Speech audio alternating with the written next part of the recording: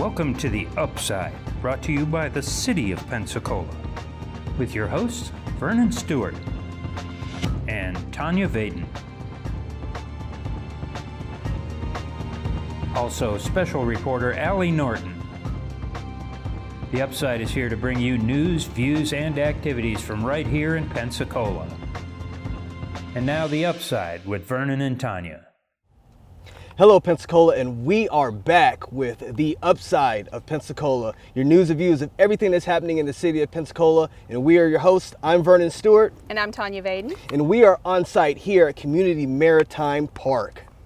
Well, before we get into today's topics, we want you to go ahead and hit that like and subscribe button so you never miss out on an episode of The Upside.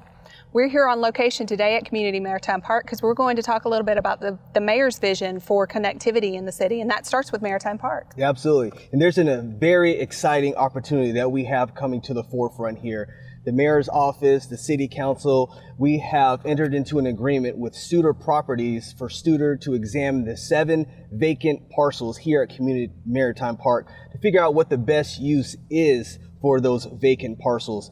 And one of the biggest things of Mayor Hayward's administration is for activating this waterfront and having that connectivity and that walkability here in the downtown core, moving from the east now on to the western side. And I think that this is just another golden opportunity and a big win for the citizens, residents, and the people of Pensacola. Absolutely, and it will connect folks to more of our programs that's already happening at Community Maritime Park, just like the 5210 Day of Play we have coming up on September 29th.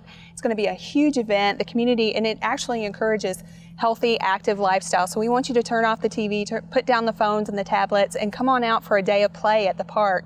We work with the Florida Department of Health and their 5210 Northwest Florida program, which goes into the schools and talks about healthy lifestyles and teaches the kids about eating 5 fruits or vegetables a day, 2 hours or less of screen time, 1 hour at least of physical activity, and 0 sugary drinks. And that thing runs throughout the whole event. We have lots of fun activities for kids.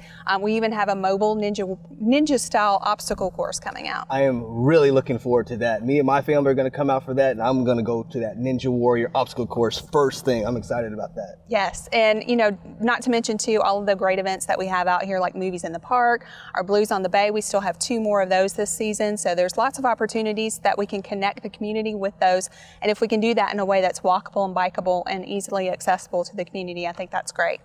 And in other news, another big win for the city of Pensacola. Pensacola Mayor Ashton Hayward secured $20 million for the MRO campus at the Pensacola International Airport. More on that, we're going to kick it off to our roving reporter, Allie Norton. Thanks, guys. Yes, this funding puts us one step closer to adding hundreds of jobs here at the Maintenance Repair Overhaul campus at Pensacola International Airport. $10 million of that $20 million in funding came from a vote by the Pensacola City Council. The other $10 million was a commitment of funding over 4 years by the Escambia County Commission.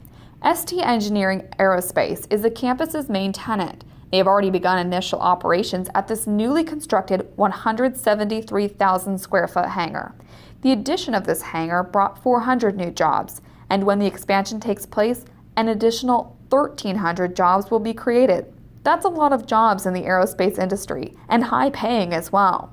Phase 2, which we're calling Project Titan, is going to cost an estimated $210 million. Mayor Ashton Hayward has already made a big dent in getting some of that funding in place. Right now, we're waiting to hear back on some other grants, so hopefully we'll have some more good news soon. For now, back to you, Tanya and Vernon. Thank you for that report, Allie. And now we're going to talk a little bit about a program that's just starting up at the Fricker Resource Center. And actually, it's going to encompass all 3 of our downtown centers. So we have kicked off a youth development program that includes coaching and mentoring. And it's going to start with our youth basketball at the Fricker Center. And both Woodland Heights and Cobb Resource Centers are going to be putting together teams for that program, and we're looking for coaches and mentors and kids to get involved with the program as well. So it will be a year-round program while the kids are in school, and we're looking for coaches and mentors that can coach not only basketball but also track and field, volleyball, cheerleading, all sorts of different sports activities, but there'll also be a scholarly component to this, academics as well. So there will be spelling bees and knowledge bowls and things of that nature too. So we are, like I said, looking for volunteers, looking for coaches and mentors to help with that program. If anybody would like to sponsor that as well, you can contact Michael Mims. He's at the Fricker Resource Center and his telephone number is 436-5195, or you can check out more about it at playpensacola.com. And if they're interested in becoming a coach or a mentor for this program, they contact the same. Contact Michael, and he will get them started and involved in the program. Nice. So as many of us know, Pensacola is the cradle of naval aviation and home to a big population of veterans. And one of the things that many cities across the nation struggle with is homelessness. Homelessness, specifically those veterans.